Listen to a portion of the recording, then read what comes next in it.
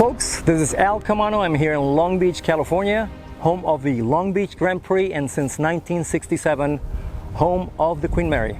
Today I'm here to tell you why the Porsche 911 GT3 991 is the world's best sports car. Let's go for a ride.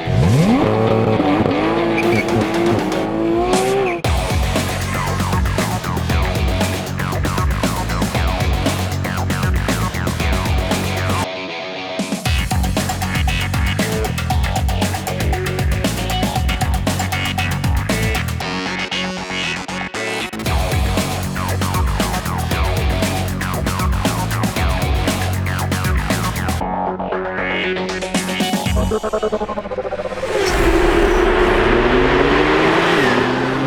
here we are now driving the GT3 991, and we have to do a little history, noting that Porsche 57 years ago came out with the 911, the 911, famous 911, the iconic 911.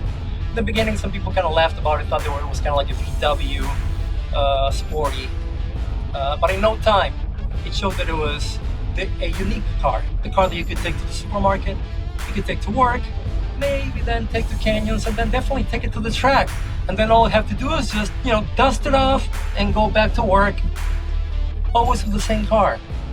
You don't have to change tires, you don't have to do anything, economical on gas. Now fast forward 50 years, 2013, for the 50th anniversary, Porsche gave us another game changer, the GT3 RS 911.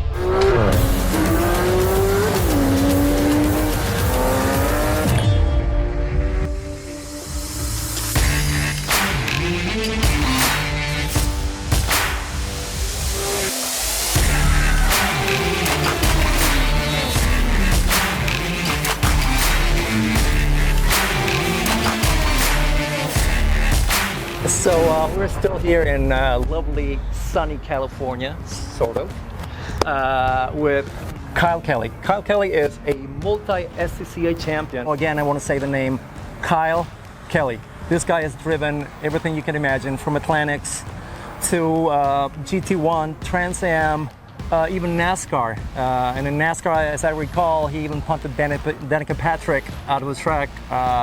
Do you remember that? No. You don't remember that? I remember that. Would you like to say something? Sorry, Danica. Would you like to say something to Danica about that little incident? Go ahead, please. Sorry about that. Sorry? Okay. But anyway, the real reason why I'm here is for Kyle to show us his unbelievably awesome GT3 RS, the variation from the GT3.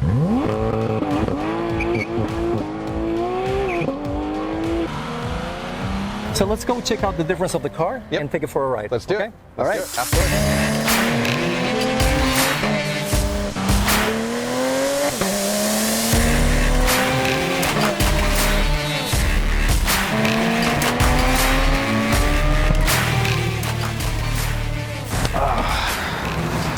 Always put a smile on your face. Whoa, that was a cool ride. Again, Kyle Kelly taking me to school.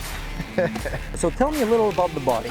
Yeah, so this is on the turbo chassis, so it's got the wide front fenders, it has the massive hips on her, and it has more aero. So you have the NACA ducts that go to the brake cooling, you have the, I guess you would just call them vents to get the air out from the wheel channels, and you have the turbo inlets that go to coolers, as well as the big issue, which is awesome, but the massive rear wing creating all that drag for the top end. But it equates to a pretty phenomenal vehicle. So as you know, racing cars, braking, many times it's even more important than the performance, you know, whatever the engine is doing, the braking it is. So now they're massive, 410 millimeters, and I don't know your experience, but in my experience driving all these other supercars, no car stops as good as this. Is this your experience? Please tell me about it. Yeah, it's pretty close to that. This is one of the best stopping cars I've ever driven on the street, and it's almost as good as anything I've ever driven on the track. If you were just to put some, Michelin slick tires on here, it would stop equal or better than any of the cars that I drive on track. It brings me to a point. You said Michelin. How do you feel about the Dunlops?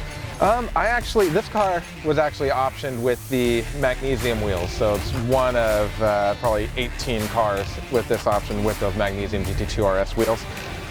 This isn't the wheels that they're on just because I don't trust myself or anyone else driving it in the household with road rashing. It's very difficult to fix magnesium, so I got these. Exactly the same thing. They're just the forged aluminum GT3 RS wheels that would have come spec on something that wasn't quite as highly optioned. But these wheels came with the Dunlop. So I've had the Pilot Sport Cup 2s on the magnesium wheels, and I have the Dunlops. These ride a little bit rougher, a little more noisy, but other than that, I prefer the Michelins, but these aren't terrible. You know, that's exactly my feeling. The Michelins are the way to go. Okay, Kyle, so we have the GT3, there's the GT3 RS, and then there is the GT3 RS Wasatch Edition, which is this gorgeous beauty. Yeah. Could you please tell us the differences in between the GT3 and the RS, and then even this particular model? Absolutely. So the main differences that you're going to see right away is that this car is substantially wider. This car is built on the turbo platform, so you get the wider rear fender, the wider front fenders. Then when you go ahead and you get a little closer to detail, you're going to notice that on the front you're going to have the modified front bumper that's going to allow for the air to get redirected to go to the front coolers. You're going to have the exposed carbon fiber hood on the WiSec package. All the GT3 RSs are going to come, the 991.2s will come with the NACA duct for added brake cooling. You have the wider front fenders and rear fenders that come off the platform for the turbo Porsche. You have the wheel arch louvers that are going to help extract air from the wheel arches. You're going to go ahead and notice you have the exposed carbon fiber roof, which is going to help with getting the roll center down a little bit lower. You're going to help with getting the weight lower in the car, and it's also a cool look. Back here, you're going to notice once again you have those massive turbo rear arches. You have an intake here that's going to go ahead and assist with cooling and getting fresh air into the engine. And the most noticeable difference, well, you have this massive wing compared to the GT3. Okay, brother, thank you so much for bringing your beast. And now that we know the differences, we're gonna take the basic one, the mild-mannered one, and we're gonna do some track action. Ready? Sounds good, let's do it. Let's do it. All right, perfect. Thank you. I'm here at Willow Springs International Raceway. Richie Ginther, Phil Hill, Dan Gurney, Ford versus Ferrari, Ken Miles. It all happened here. I'm gonna go for a lap or two.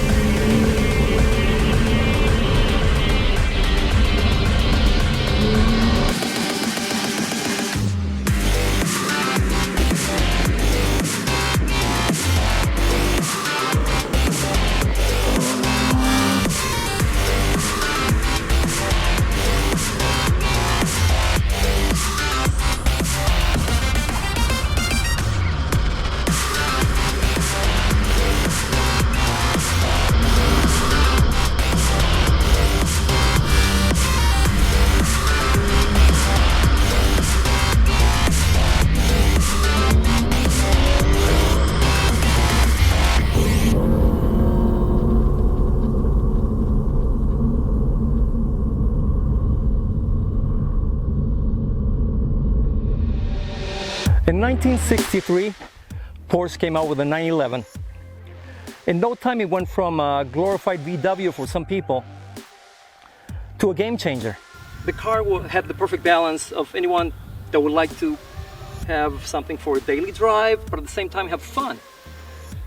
What you could do with the car is go to work, go shopping. You could go for spirited canyon rides, and better, take it to the racetrack. All the while, you just dust it off, go back to work like nothing ever happened, and extremely dependable. So thereafter, the 911 became the most successful sports car, winning the most races, most championships. Fast forward 50 years, Porsche gave us another game changer, the 911 GT3 991. So what's great about the car? It has a 3.8 flat six with 475 horsepower. In 2017, it was upgraded to 4-liter, 500 horsepower. Very little difference in performance in between the both of them. The first thing that I noticed that it wasn't that I had questions that I wonder about, is the PDK, which is the dual clutch transmission, and the 4-wheel steering. Number one, PDK. I'm an older guy, and most people that have Porsches enjoy shifting, enjoy going through canyons. It took no time to realize why they have the PDK on. Just to give you an example, 0 to 60, with the PDK, you're almost half a second faster than without the PDK. And then after I drove it for about 300 yards, and I saw the sheer speed as it changed gears, it was intoxicating. Never underestimate a Porsche engineer. Now, when it came to the 4-wheel steering, I had a little more questions about that, because I felt like, well, you know, I can drive, I can make this car turn, I don't think I need the help, but, you know, I'm probably gonna notice it. And all those questions that, of course, once I got into the vehicle and started driving it, and driving it hard, again, showed that never underestimate Porsche engineers. And why? Because let's talk about lift-off, oversteer. And what I mean by that is, when you're driving a car, you're on the gas, you're about to go into a turn, you lift, obviously, because you're on a turn, you're not accelerating on the turn, and the car loses. The car will just snap on you, and you will lose control. Then you lose confidence. When you experience that, it's something so uncomfortable. You know, you're losing the back. It just, and you know, you're hoping that you're not going to hit anything. So what they've done with this 4-wheel steering, the car now, by having this system, rotates accurately. Now, what does that mean? In layman's terms, it means that it's now predictable. So every time you go hard into a turn, you're gonna feel the car going slowly. It's not gonna snap on you. Having said that, a lot of us thought that, you know, maybe there's new technology, and it isn't. Porsche in 1985 outfitted some of their Le Mans cars, the 1962, the Porsche 1962 C, Group C, with sequential PDK. And the 4-wheel steering, which I thought it was also something new on Porsches, the Porsche 928 used to have the exact same technology. And the other great thing for those that want to shift is that I thought I was going to walk into a car that would have to pedal shift or live in an auto. No, you can actually put it into a mode where you're using the sequential gear shift. How? You push once, every time you push once, whether it's this way, you're downshifting, or this way, you're upshifting, and there you go. You have your kind of like stick shift experience. Now, when it comes to brakes, the best way to explain it is with my personal experience on a racetrack. I've had Brembos on V8 cars. I even had Willwood, who is a sponsor of mine, build a 6-piston brake system that would perform amazingly the way it's supposed to on a racetrack.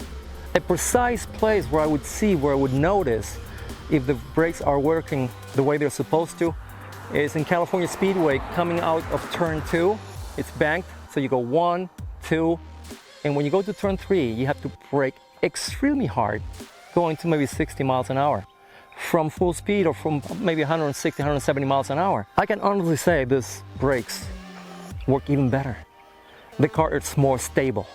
Perhaps it has to do also with the technology in regards to everything else about the car. I wish some of my race cars had performed when it came to braking like this car. And I would highly recommend when you get this car to get the big brake option. 410 millimeters in the front, huge, massive. 390 in the back, which are as big as I have seen on race cars. Not even that big. Having said that, you can have fantastic brakes, but crappy tires. Please, for this car, get the Pilot Cup 2 tires from Michelin. So in other words, what I'm saying is that the unbelievable massive brakes and the second to none tires are a match. We need both.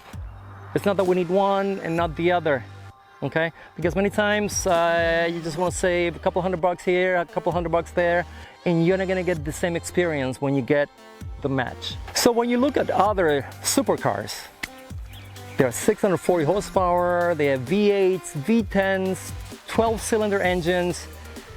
This is just a flat six. This is just a flat six engine. 3.8 or 4-liter. You go, wow, that's tiny. Well, what's the deal? The deal is very simple. The deal is Porsche philosophy. It's been the philosophy from day one. It's about smart horsepower. The smart horsepower is, you may have a Dodge Venom. There's now this Dodges that came out, 800 horsepower. 475 horsepower or 500 horsepower you put on a racetrack, and that poor guy is still spinning his tires. Why? The total package. In this particular case, the engine is in the back. In order to balance the car, they have put this huge wing. You already saw on the GT3 RS that the wing is even bigger. Why? It pushes the car down, better downforce, and as a matter of fact, this Porsche having a smaller engine than the GT3 RS is faster at top speed. That tells you how much the wing and the design pushes the car down so it would hold the road better, and you're not going to be spending or wasting horsepower up to the air. Technology, this is what Porsche is. And this is another of the reasons why this vehicle stands alone. The last naturally aspirated car that will not have, of course, turbo, hybrid technology, or electric technology, which is what's coming up. Like no other car, the identity is unmatched. Take anyone that had a Porsche 1963, brought them here today, right in front of this car, in a second they know it's a 911. The lines, the roundness of the lines, this vintage sort of look, it still remains intact. The Porsche 911 came out in the 60s. I remember watching the 24 Hour Le Mans 1970, the movie from Steve McQueen. He arrives in the 911, a 911 Targa. Yes, we love that car, but we always wish, what about if we could own the Porsche 911 that raced in the mid-70s? Those with the huge wings, they were wide tires. To me, that was a dream, and to most of us, it was a dream. It would be like, okay, nice street Porsche, but what about these other ones? They'll never be made. Yes, they are. You can have them right now. With the big wings, with the big tires, incredible brakes, second to none technology when it comes to engine, and you can have your conditioning.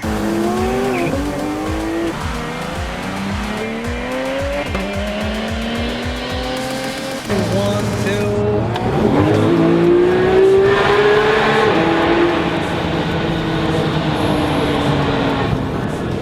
And this is one of the reasons why you don't care that much what kind of a radio you have, because the Symphony is provided by Porsche. So now that we know it's the world's best sports car, we want to get it. Now the cheapest way to get it is go to the Porsche website. You can design your own GT3 with all the options, and believe it or not, it may be priced at 150, 160, something like that. Now you print that page, you go to the nearest dealership, and they will respect the price. Now the catch is that the salesman is going to tell you, yes, you can have the car for this price, but you're gonna have to wait a couple of years. But on the other hand, you can take this one for $50,000 more. Now, I'm not trying to badmouth Porsche. All the manufacturers do the same thing.